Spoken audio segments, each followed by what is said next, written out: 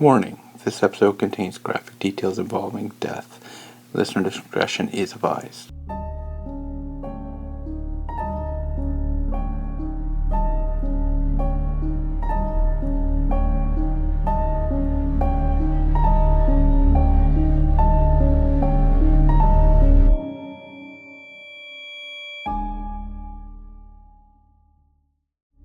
Hello and welcome to Northern Nightmares, your home for nightmarish stories throughout Canada and beyond. I'm your host Andrew, and today I'm taking you all the ways back to 79 AD, the height of the Roman Empire, to a city once so beautiful people flocked all over Italy and Europe to visit. So let's jump into our DeLorean, head back in time to learn about the great city of Pompeii and how it was destroyed when Mount Vesuvius erupted. Life wasn't all that different back then compared to nowadays. People got up every day, went to work. However, they relied on the sun to start their day, over an alarm clock. Pompeii was a city estimated to have at least 20,000 people. The city was founded thousands of years before the Roman Empire took over Italy. It was known to be a popular spot for tourists that wanted to leave the crowded city of Rome. Pompeii was considered a resort city for the rich. Here they could spend their money at the many markets and visit the amphitheater for shows. Here you could watch gladiator fights, public executions, comedies, and also tragedies. Back in those days, plays were usually split into those two genres. One could also visit the many temples dedicated to the Greek gods. One in particular was the Temple of Jupiter, or later known as Zeus. During this time, religion was often based on the Greek mythology. Zeus was the king of all the gods. Poseidon was the god of the seas, and Hades was the god of the underworld, or hell. Now, there was many gods for everything, but I'm not going to dive into that. Just wanted to mention the three most famous ones. Like us today, the city did have a hierarchy when it came to social classes. The rich were known to be landowners, bankers, and merchants. These people would be known to own their own private villas and have a significant say in political matters. Then there was the commoners, the working class people like you and I. This would involve laborers, shopkeepers, and even artists. These people lived in apartments or shared living space with other people. And the last class was the lowest, the poor, or the slaves. These people worked for the rich, taking care of all their needs and living in the villas close to their owners. But when the time came, it didn't matter what class you belonged in. They were all equal, in my opinion, when the apocalypse started. But we'll get to that soon. The city was also quite prosperous. It was known to import wine and olive oil throughout the Roman Empire. It also exported a lot of goods like pottery from Gaul, textiles from Egypt, and spices from the east. Besides trade goods, Pompeii was also a major city for sex work, as it had many brothels the rich and the common people would frequent. And lastly, it was known to have quite the advanced water system. Pompeii had many bathhouses that the common people would use. This is still quite common nowadays in some parts of Europe. For the rich, though, they had their own private baths, usually built into their villas. Common people tended to live in apartments, like I said, around the city, or could be found in alleyways throughout the streets. However, on August 24th, 79 AD, all this would come to an unfortunate end.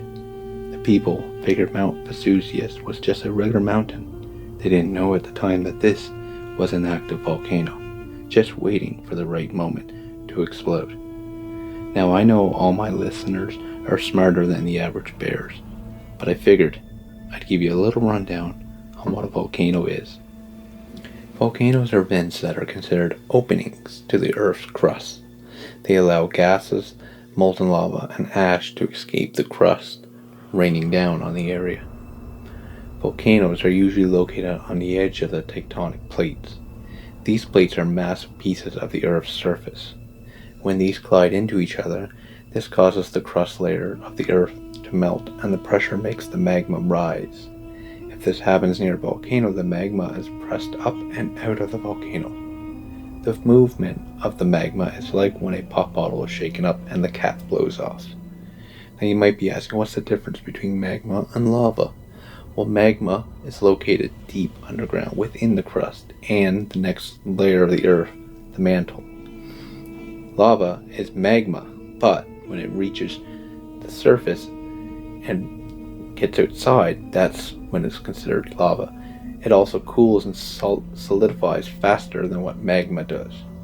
Volcanoes usually are in the forms of mountains or hills, and there's thousands of them on the land that could eventually explode. 80% of the volcanoes that do usually are underwater. However, the most recent one happened a week ago in the Philippines, and this one was above water. Another recent one was in Iceland. Now, damage was minimum, thankfully, but not compared to at all to the likes of Pompeii. Theory suggests that Pompeii had early warnings of Mount Vesuvius' pending eruption. Upon excavating the site today, archaeologists have found signs of earthquakes dating back 17 years before this event. They discovered repairs were made to their water system. So Pompeii must have assumed something was coming. Or they could have just thought nothing of it.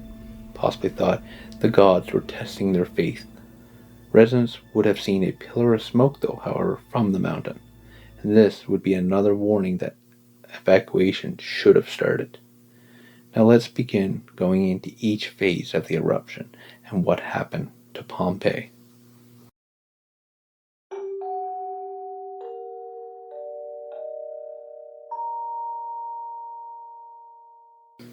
On August 24th, sometime around midday, residents would have heard an explosion from the mountain. This first phase of the volcano's eruption would be called the Pylian phase. This would be where the pressure from the magma bursts up and out of the Earth's surface. Next, a giant column of gases, ash, and black smoke would rise 30 kilometers into the atmosphere. You could say back in this time a gateway to the underworld had just appeared. This pillar of smoke would last somewhere between 18 to 20 hours, blocking out the sun and giving the sky an apocalyptic feel. Next, a mix of white, gray, of pumice would rain down onto the city, accumulating 2 to 3 meters. Pumice is a lightweight, abrasive rock that is formed from the volcano gases during the explosion. It can range from tiny grains to even massive blocks. For Pompeii, they got both. A good example to give you an idea of what it looks like would be similar to the stone that you would use in your shower to remove dry skin. The exfoliating stone is a form of pumice. So this pumice would rain down on the city, building up over time. At this point, residents started to flee the city, eventually making their way to other cities far enough away. However, most still stayed, believing things couldn't get worse, because eventually the pumice got bigger, either by trapping people in their homes or landing on their roofs, crushing them to death. There was only 2 choices for people: taking their chances on the road or try to survive indoors. Some that decided to flee strapped pillows to their heads against falling debris. It is unknown if this worked, but I would say they had a higher chance of survival than what was coming next. Also, the winds as well were pushing the pumice to southeast, now towards the nearest town of Herculaneum. This city was untouched, but they would get affected by this soon, and I'm sure people would have been pleading to the gods to save them, probably thinking that this is some kind of punishment. But as our story goes, the gods didn't save them. They didn't care. The next phase is what's called the Pylian phase. This involves what's called pyroclastic flows. This is when the giant column of gases collapses and rains down upon the area. This massive cloud moves at high speeds, with temperatures rising up to 900 degrees. If residents didn't flee before this, there would be no chance of surviving this phase. You died either 2 ways during this. The first would be choking on the gases and ash that rain down on you, smothering you in darkness. The air non-existent at this point. Just imagine you and everyone around you asphyxiating on the gases, just struggling to get that last breath before you collapse and die. The other would be an intense heat burning your flesh off, incinerating your body to nothing, reducing you to nothing but ash. This would be a quick death, where hopefully you didn't feel anything. However, if somehow you avoided being roasted to death and getting asphyxiated, I doubt you'd outrun the fires. The city would be one giant fire, from burning buildings to trees and everything around you. There'd be no way you could survive this without catching on fire yourself.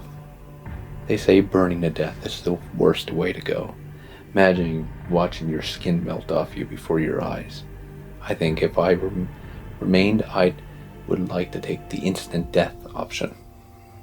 Now, the final stage of the eruption is the remaining gases being expelled from the mouth of the volcano. The city would eventually be buried under massive amounts of ash. The fire would eventually burn out, and the city would be snuffed out of existence. Long after this apocalyptic event, the city would be raided by the Roman Empire, but after this, the city would fall into memory. It wouldn't be until the 17th century that the city would be rediscovered by King Charles of Naples. An excavation was done in 1748 after the king had discovered the city of Herculaneum. It wouldn't be till another 15 more years before they discovered the lost city of Pompeii. The city would be plundered and a lot of artifacts would be destroyed or lost. A lot remained untouched until modern day. In 1863, though, it was a man named Giuseppe Fiorelli that would change the way things were done. He made sure that this once great city was heavily protected. He was also involved in one discovery that would really change how we looked at this event. He had found cavities in the ground that were made due to the bodies that had died. The bodies over time would decompose, and what would be left is a hole into the ground in the shape of their bodies. Fiorelli would fill these voids with plaster, recreating the victim that had perished, perfectly recreating their last moments. Some of these cast molds are still on display today, either placed throughout the ruins or in museums. As of today, Pompeii is a UNESCO World Heritage Site. It's here you can visit the ruins, come witness the perfectly preserved streets, the homes, and the ominous cast molds of the fallen victims. Today, excavations continue with the goal of discovering more untouched areas.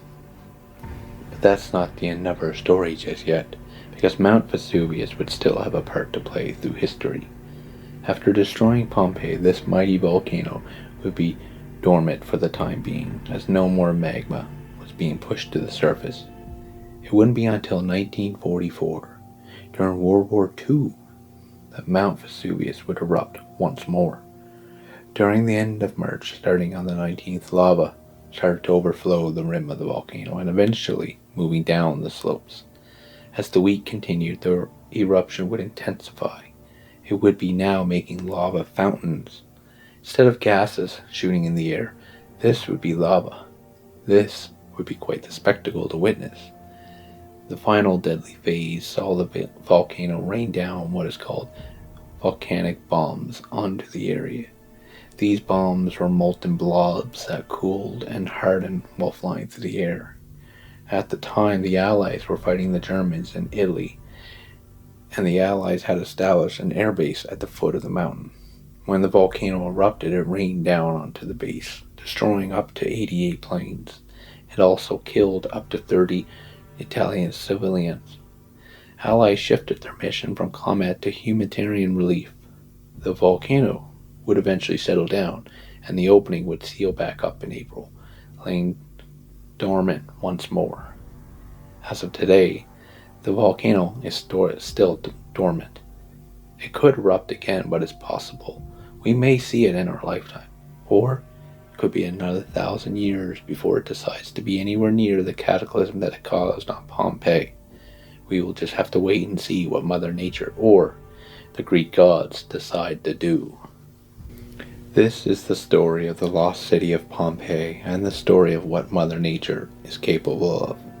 I hope you enjoyed this this week's tale. Next week, get your hiking gear ready because we're taking a trip to North America's largest forest region for tales of the unknown and the spooky. So I'll see you soon. Sweet dreams, and remember, nightmares are closer than you think.